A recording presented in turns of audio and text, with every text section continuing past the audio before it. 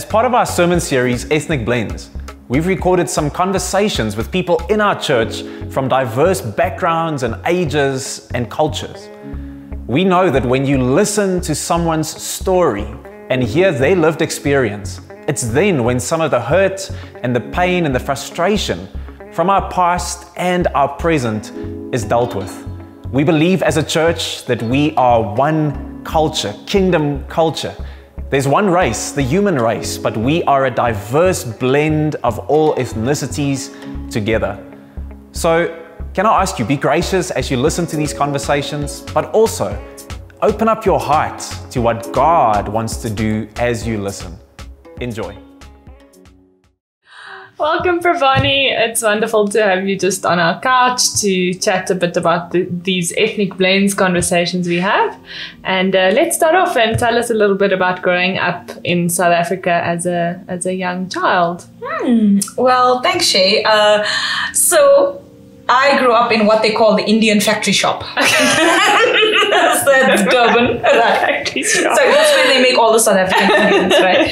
So I grew up in a town called Chatsworth. Okay. And I'm the youngest of 3 girls. Okay. And we grew up in a Hindu home. So basically in a Hindu home, your parents are your first gods. Okay. Everything they say and do is gospel. Is law. Yeah, exactly. So do everything you can to not shame your parents. Okay. Is that like a big thing? Huge. Not just for Hindus, but in every Indian community. Really? There's this honor shame kind of thing going on. You know, do everything you can to preserve the honor of your family.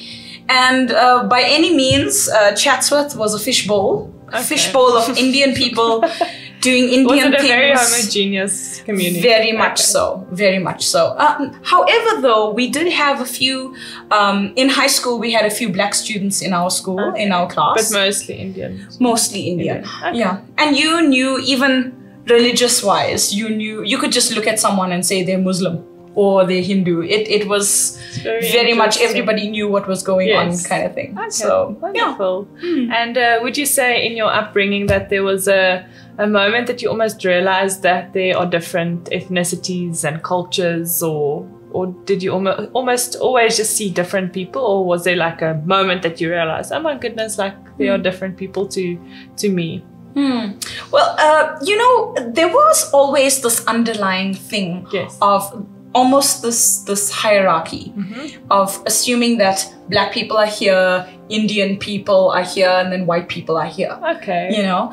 And it's this unspoken thing. But at the same time, it was it was undeniable. You were very aware of the fact. You were very aware. And also growing up in KZN, I think a lot of Indian people were scared of black people because of it was the Zulu culture. It was a very proud, almost like aggressive kind of culture. Forward-footed. Forward-footed, exactly. Okay. So there was kind of that understanding. But growing up, I came to understand very quickly that I was different from my family. But you did mention that you think you were born like, and you knew like I'm different to even my family members. Oh, for sure. You know, both my sisters went on to marry Indian guys and have nice Indian children.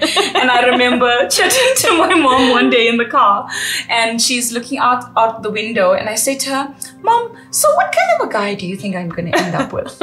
And she's like, I don't know, Pravani. Maybe a nice Tamil boy. And I was like, oh. So, and you've got to elaborate what what's the nice exact Tamil boy.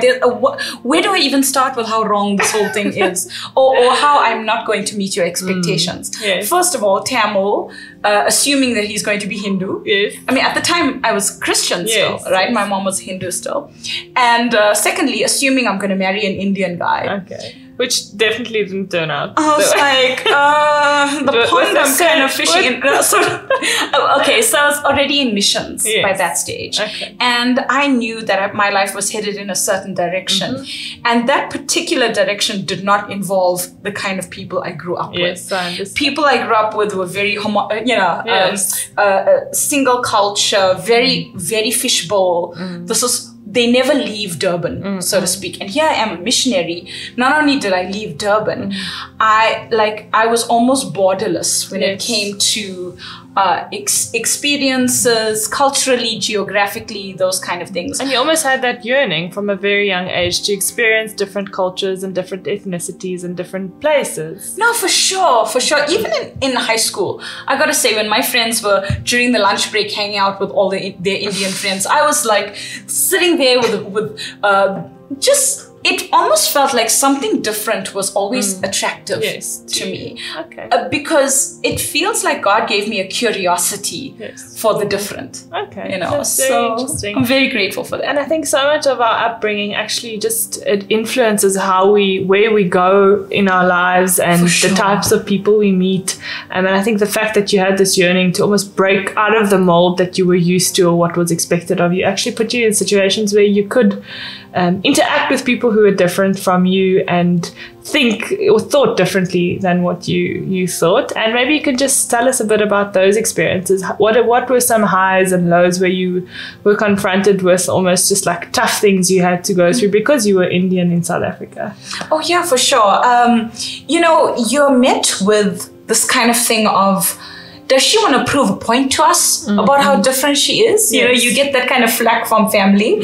But especially when I joined missions, I was almost thrown into cultural situations that even made my family afraid.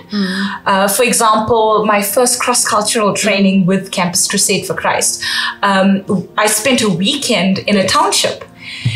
And Shay, I can't even tell you, that filled my parents with fear. My daughter's going to get raped. They're going to see how different she is. She's going to draw attention to herself somehow. She's not going to know how to be careful. And I got to say, it was hard for my parents. Even my mom started bleeding. You know, she was just racked with fear because her daughter is in a different cultural setup. Even at that weekend, I know something that was pretty hard hitting for me was when I visited a municipal pool with my hostess, right? And so I get there to this municipal pool and I was immediately hit with my own prejudice. You know, I go there and I'm used to going to an Indian pool, so to speak. You know, the local pool was filled with Indians as far as I knew, you know, and there was those people because the white people were swimming in another pool. You know, the white people have their own pool, you know, and we don't need to go there. And here I was in the township faced with, you know, again, it's that fear of the unknown and fear that these kids are going to be aggressive and almost your paradigms imprinting on your experience. Absolutely, absolutely. And it's almost, if I can put it this way, it's almost as if God flipped a switch in my heart. And when I got there, the first instinct was to think fear. But then the Lord was like, these are just children, Pravani. You know, these are just people. And I was able to relax almost instantly, if I can put it that way. So for me, that was a big shift. As far as high and lows are concerned, you know that I'm in a cross-cultural marriage. With a surname like Kalderman. You know, I am a boerevrouw now, a brown boerevrouw. But nonetheless, so when we were engaged and dating, it was in the east of Pretoria, right? So we went to one of the major shopping centers. And how long ago was this about? So this was 11 years ago. Okay, And so 11 years ago, we're here in Pretoria. Some things have changed in 11 years. Things have changed, you know, thank God. So our Rainbow Nation is getting a bit more colorful.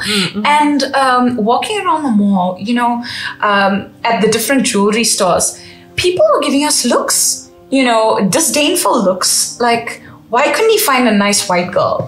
Why couldn't she just stick to her Indian people, go find somebody, some other person from Durban, you know, and settle down with nice Durban kids. And, you know, it's that kind of thing of, they almost didn't want to serve us. And I was at the end of my tether and it was the last shop that we went to, almost out of our price range. And I go in there and the shop attendant, this was actually the first person who treated us, not just like humans, but as though we were the only client they were ever going to get. She sat us down. She wanted to hear our story. And that for me, it appeals to the most elemental part of me because when I see different, I want to know your story. That's my... Most definitely, you know, first thing. But I understand that the way I grew up, when I see different, the first reaction must be fear. you know. I understand. So yeah, anyway. Yeah, and I think that's such a valid thing you're saying, is that if we just take the time to sit with people who are not like us, there's so much to be learned from them, and so much of an experience we can have just understanding where people come from and how they've grown up and how they perceive different cultures, but also engaging them on how they think about things and do things and what their approach is of things. And Absolutely. I think that's something that we'd love to see happen. It's just that this is a birthplace of conversations to just precede what's going on and the climate in our country at the moment. So I think these are such necessary conversations to have, and I hope that we can have many more of them. But maybe elaborate a little bit on where did the church, or where did your relationship with God really come and intervene in the manner that you just approach different cultures or embrace different cultures, or just go about just your day-to-day around people who are different from you? You know, even as you're talking, I'm thinking about, I came to know the Lord in high school, right? And coming to know the Lord, so my parents, we grew up in a Hindu home, as I mentioned. Yes. So becoming Christian wasn't a big deal for my parents. Yeah. You know, they were like, as long as you're respectful towards us, that's okay. Yes. But becoming a missionary was when things really became a problem, because I started breaking out of those molds that they were so comfortable with. And you were the youngest, so your older two sisters had done what they expected. So here the youngest is saying, no, I'm not conforming to any of these expectations. Where did we go wrong with this one? Why does she have to be so different and weird? And now I gotta say that the more I grew in my walk with God, the more curious I became about people's story. And it's almost as though God gave me a natural curiosity about things. Like the more I tasted of where a person came from or where they actually live. Like visiting a place, don't take me to the tourist attractions. Take me to your house. I want to see how you live. I want to see how you live. How do you raise your kids? What's unique about you? And I remember one thing that really struck me was when I visited a friend. Yes.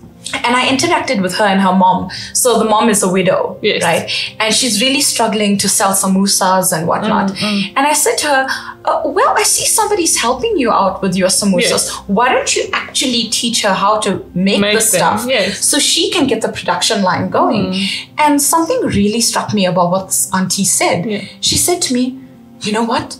We can't teach those people our things. Oh my goodness. Yeah. It really hurt me to the core, because I was thinking to myself, God made you an Indian person for a reason. He gave you a unique culture and unique giftings for a reason. How about you use that to bring people to Him? Yes, definitely. You know? And so for me, your uniqueness and your culture is a what can I say, a magnet for people to come to know Christ. Definitely. And so part of the advantage, if I can say, of being a minority race in South Africa is that people are interested in Indian food and Indian cultures, and so to speak, you know, especially after that movie Eat, Pray, Love, you know, everybody wants to go to India and ride an elephant and, you know, eat curry. But I can definitely say that walking with the Lord, He is showing me how to use my uniqueness to draw others to Him.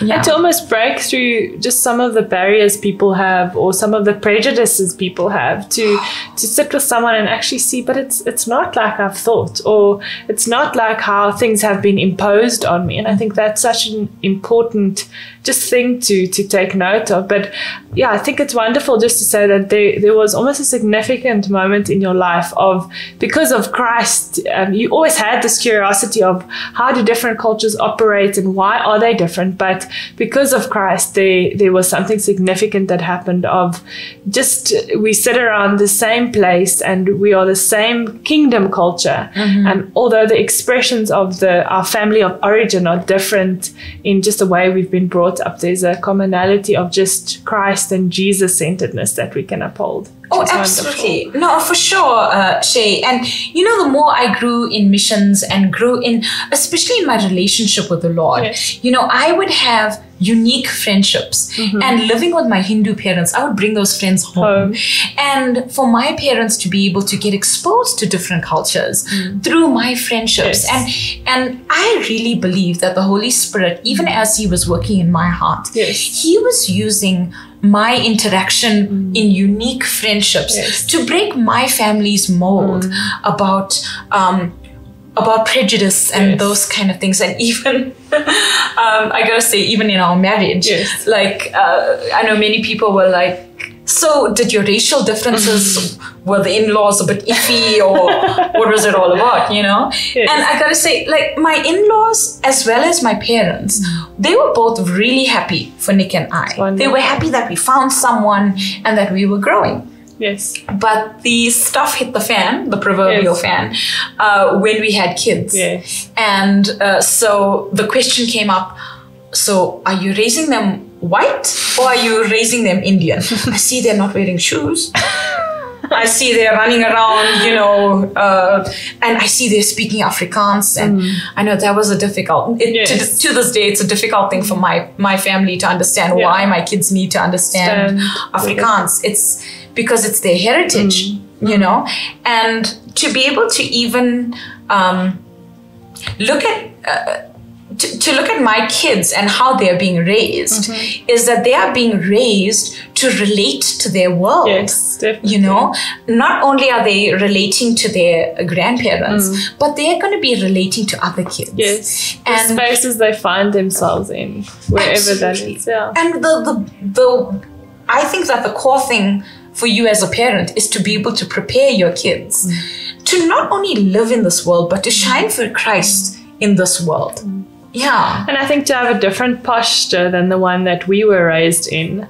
I was having a conversation with someone just saying that we need not to just be tolerant of different ethnicities, but that embraciveness of just knowing one another and actually spending time in each other's homes and in conversations, in understanding. And I think that is so incredibly important just in this time, and especially in the role of the church, to see that reconciliation is birthed out of a place of loving and serving Jesus firstly.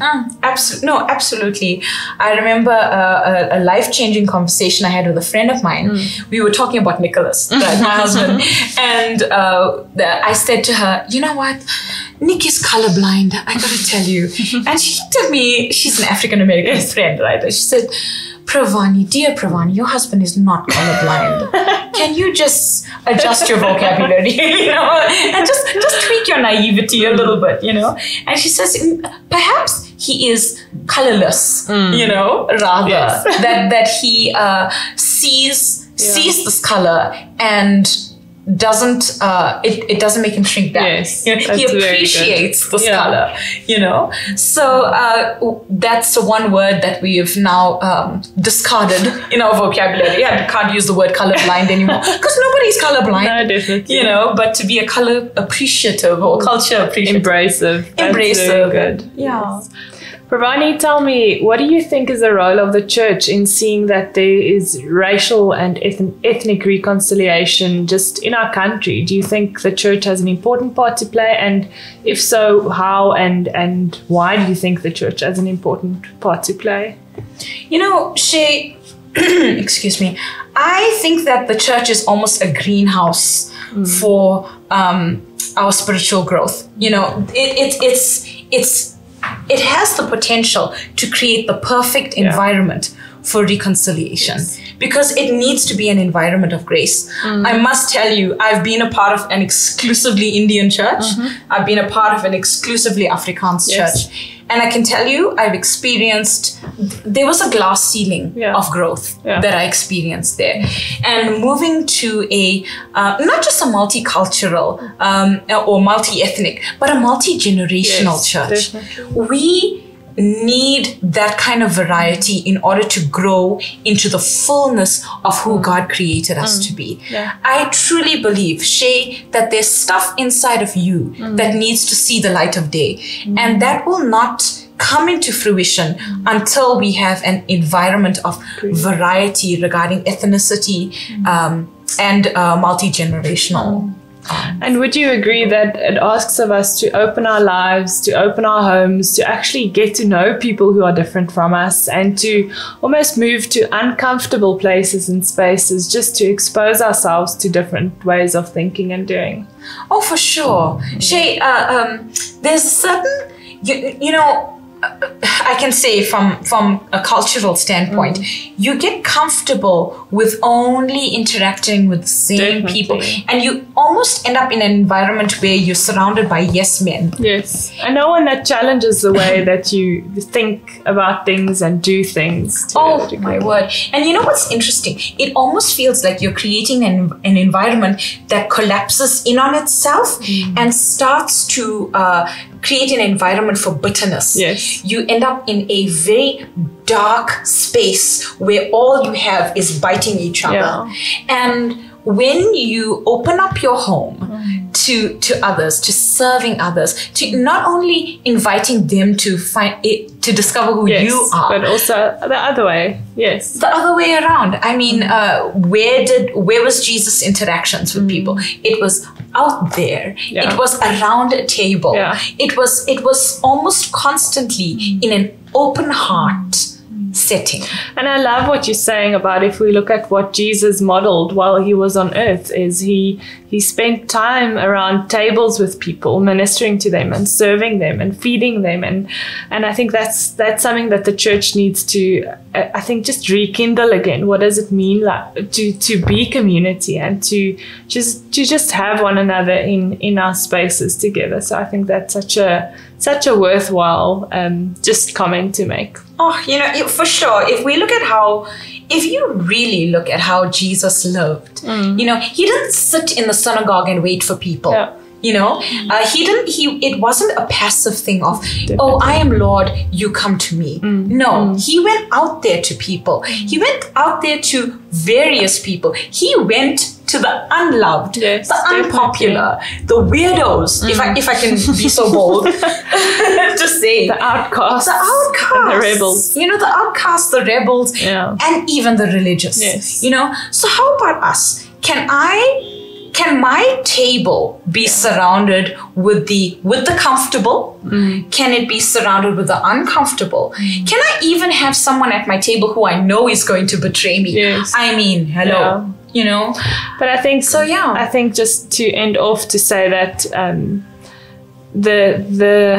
the most change I've seen in my life with regards to how I think about different cultures is when I've placed myself in the spaces of those cultures, not when I am being taught about how they just almost live. And I think if we can move to that space of learning about one another rather than having an opinion without being with one another, I think the church will move mountains just with regards to reconciliation. For sure. Sure, I agree 100%. But thank you so much for your time, Pravani. I think these are meaningful conversations that we will continuously pursue in understanding one another better and living in a posture of embraciveness and not just tolerance. For sure. Thanks, Shay. Thank you.